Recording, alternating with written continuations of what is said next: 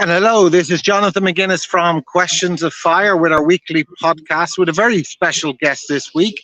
First, before we get into it, please let me introduce Vincent Dowd. Welcome and thanks for joining us, Vincent. Well, thank you, Jonathan. Appreciate being here, and thanks for the invite. Thank you very much. Yeah, well, what I'd like to say is maybe first is how I met you, Vincent. I'm always looking for, I've been to Tony Robbins, I've been to Roger Hamilton, I've been to all these speakers, and 3 to 4 years ago, I was in Zurich. I was living there for a while, and somebody said, hold on, there's a speaking event on tonight in, I think, the Marriott Hotel. So I go, unbeknownst to me, to fit into a hotel, and there you were. Never met you before. Fantastic. I have to say, you're wearing fantastic clothes. You had great presence, and the energy in the room just built up through the process of an hour or whatever that you had us, bringing I just wanted that. I thought, hold on, just as a person, I said, I'd love to be able to do that. And that's kind of the first interaction I had with you, Vincent. I think you were accompanying other people to Zurich, but your presence really took me. And I've been following you ever since. And we can get into where you're at now. But even just from that first point, Vincent, and you did tell your story in Zurich, but I think it's a lot of people aspire to be a speaker, a trainer, a coach, and I see you've got that X factor. What brought you to that point? People don't start off there. What made Vincent that can get up and, build the momentum and the energy so people are feeling excited about what's coming next? Well, thank you, Jonathan. Yes. I was out in Switzerland, been all over the world speaking, and it's funny how it started because, I've always been somebody that talked, and, there's a lot of people that are talkers and some people that are more introverts that maybe don't say much. And, what it was, though, is I really loved, I was first teaching the martial arts when I was a teenager, and I got my black belt, and I was teaching my own classes, and I loved the fact that I could inspire, motivate, or educate people to achieve greater levels of impact in their lives. And because it was so fulfilling, I just felt like that's what I wanted to do. And I remember I got into a business back in 1990, 1987. And it was a multi-level marketing business. I don't know if you have it out. You probably heard of it. It's called Amway. I have indeed. Yeah. So I did that for 5 years. And I started to speak for them, doing like little house seminars. And I just love speaking. And then I never knew I'd be on stages, but it eventually led me to my financial literacy path, led me to trading the stock market. And I started to do very well trading. And the company that trained me asked if I'd like to represent their brand and speak. And so it gave me an opportunity to go all over the United States at the point and teach strategies. And I just loved doing it. And that was really the entry into the world of speaking.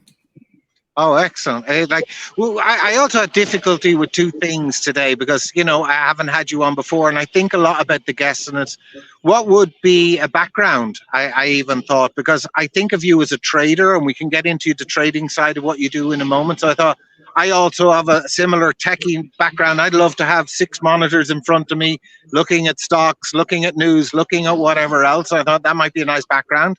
Or you also do something, even within my own family, people follow your meditations online where you bring people into a wonderful state of being.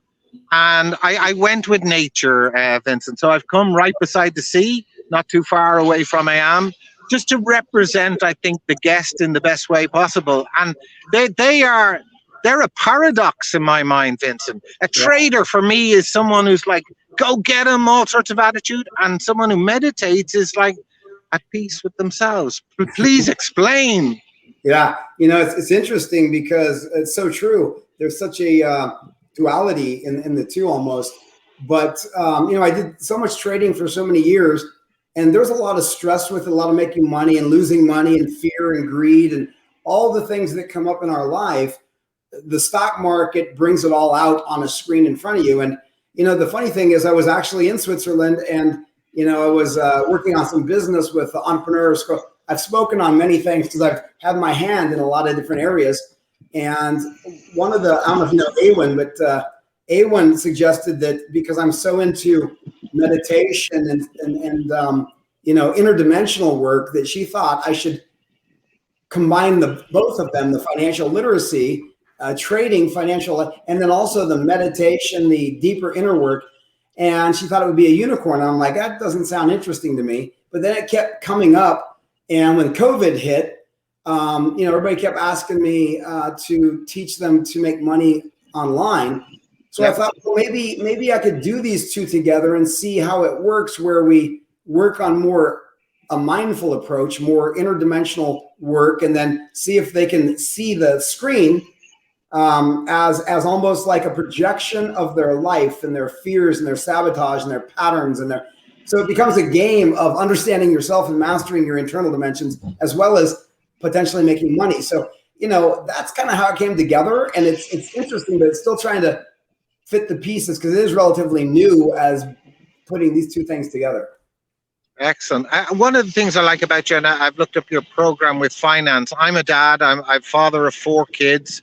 And one of the things I wanted them to do much better than what I did was build up their assets, build up what we call a proper, we say, recurring or long-term income, rather than what I would have grown up with was, work, go get a job, and that's it. A clear exchange of time for money rather than results that will recur.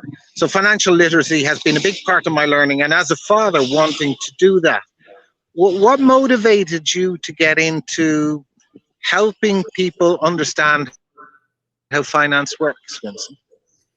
Well, for me, it's just my background. Basically, I grew up in a very, I always like to say broke, but I know I had it less worse off than people around the world, and I always look at that. But in my life at the time, it seemed very bad because that's all I had to compare it to. Was I had a dysfunctional family that had a lot of alcoholism, and we had no money, and there was always stress around paying the bills. And when my dad left, I was 4 years old, and he was violent, and my mom had to get 2 or 3 jobs. And so we never had money, and my mom cried all the time. And I felt like, the problem with my family is they had no money. So if I could go figure out how to make money, then I can help resolve these issues and help my family. And, so I tried all kinds of things, and a lot of them cost me money. And then trading actually started to work for me, but it was the bull market of the 90s, and I learned to trade during the .com age. But I started to make really good money, and I realized, wow, there was actually ways to make money without even having a degree or all these different things that they say. And that was what really showed me that if you have the right direction and you put in the work and you're consistent, there's potential to do very well. Oh, fantastic. Like a lot of us learn from, I come from a very working class background myself. And the question is, psychologically, you think, hold on, why did I deserve to come into this situation? Or did this happen for me in order to stimulate me to grow and become who I want to become and learn beyond that? You seem to have done exactly that, Vincent, and quite successfully. And pushing that out to quite a big audience. I have a question, and my question is a little bit around the psychology of it. Is we often look to identify who we are by our past, and I think we can change it more than that. What perspective do you think is useful for people to have when they want to change from where they come from, Vincent? Yeah, it's a good question. Part of the process I went through is, when I made a lot of money, and then I ended up losing a lot of money. And then the real estate crash of 2007-8 really wiped me out. And at the time, I looked at it like I must be hated by the universe or God or whatever you want to call it, because I got it out. And then I ended up, though, living in an ashram in the forest with a 80-plus-year-old guru from India and learning yoga and meditation, yoga nidra. And what I thought was maybe one of the worst things that happened in my life became one of the best things, because what it did is it showed me that I was putting my validation in life on external things, my value on external things. And once I didn't have those things, who am I now? And I didn't feel good. And I think a lot of people do this.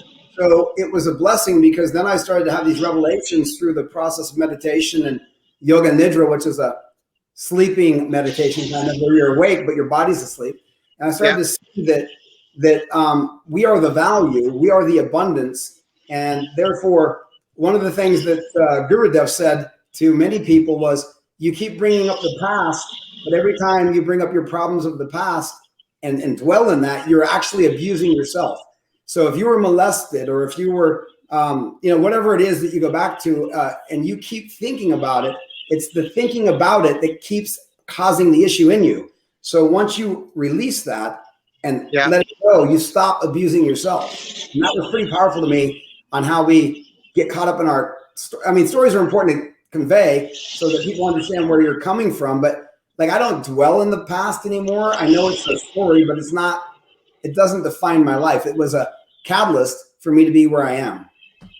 Yeah, I suppose, I think that's useful, but we grow up with an idea, maybe from psychology, whether it's Sigmund Freud or Jung or whatever, is in order to solve our problems, we know to go into the past. Now, I've been a coach as well, and quite often what I've found, and I'd love your take on this, is when I'm coaching someone, it's normally about a project that they're going to do. They're going to do something over the next 2 to 3 years. Now, they perceive risks in the future. Okay, this mightn't happen because of whatever. And what I find is the risks that they see in the future, or their insecurities, are just a reflection of what happens in the past. And what I attempt to do, Vincent, and this is where I'd love your view on it, is I try and help them overcome their view of that risk in their future, and simultaneously they resolve what happens in the past, because I feel we're like a mirror between two dimensions that don't actually really exist.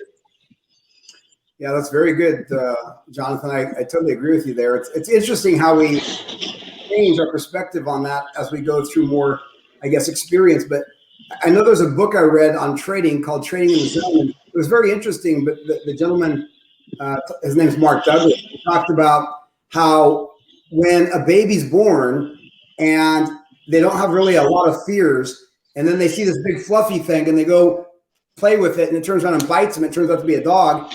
And then they have this pain and they anchor that pain to this fluffy, dog that they and from that point on, they never see another dog again. They see the same dog that they project over and over on the other dogs. And I think that's so powerful of how we get these programs.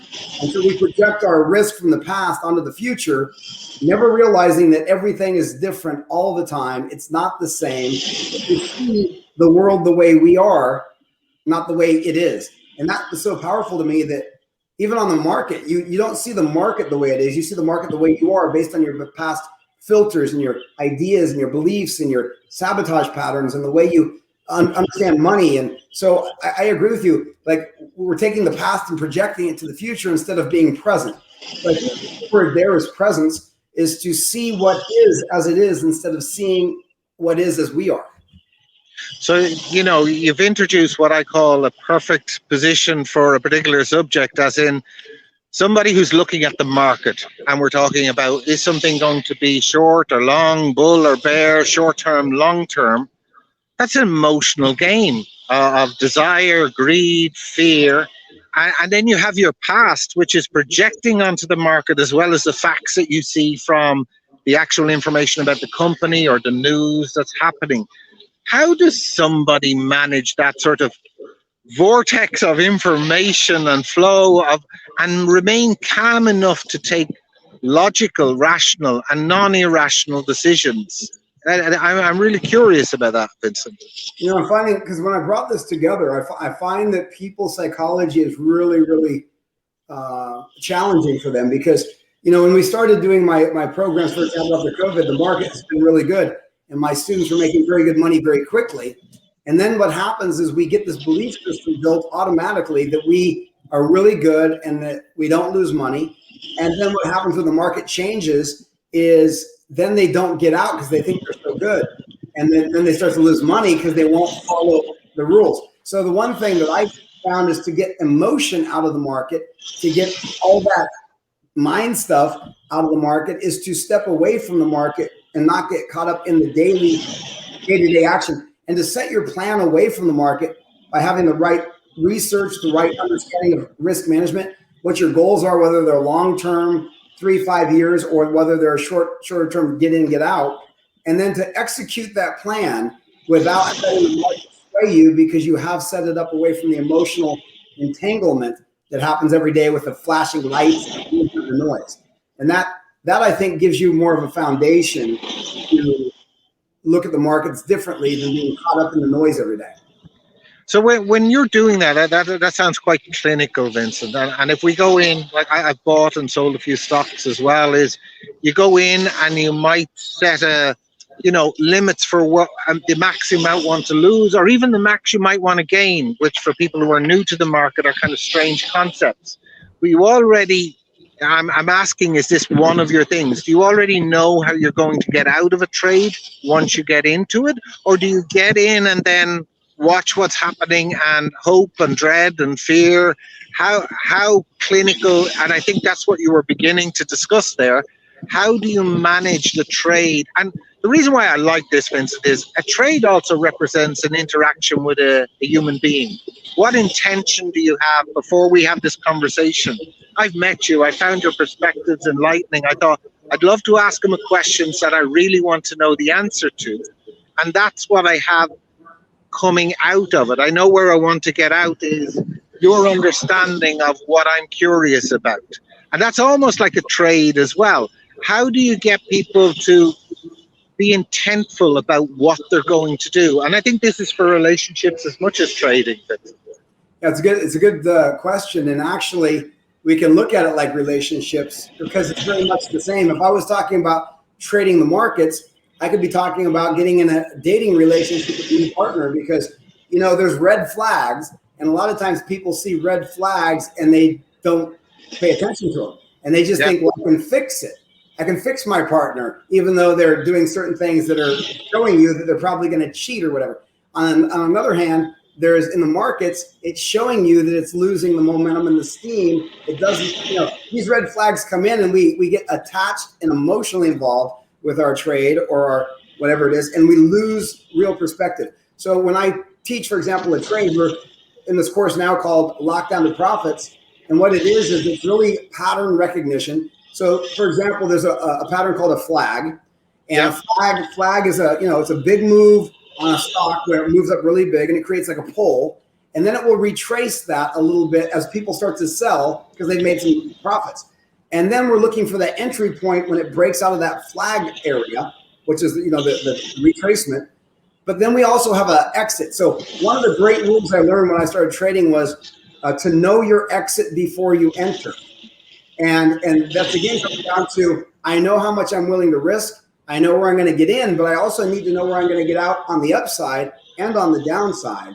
And people don't think this way. If you go to the average movie theater or a building, people do not look at the exits to make sure that they're clear, that they know where the exits are. So if there's emergency, you get this panic, and it's the same psychology. People run to the same place they came into the building, and that's where they all get trampled and they can't get out because they didn't know there's other exit. But those that understand there's more than one exit and they've checked it, they have less stress, and they also know how to exercise and move to that direction versus following the crowd. And that's why the preliminary knowing your exit before you enter is so important.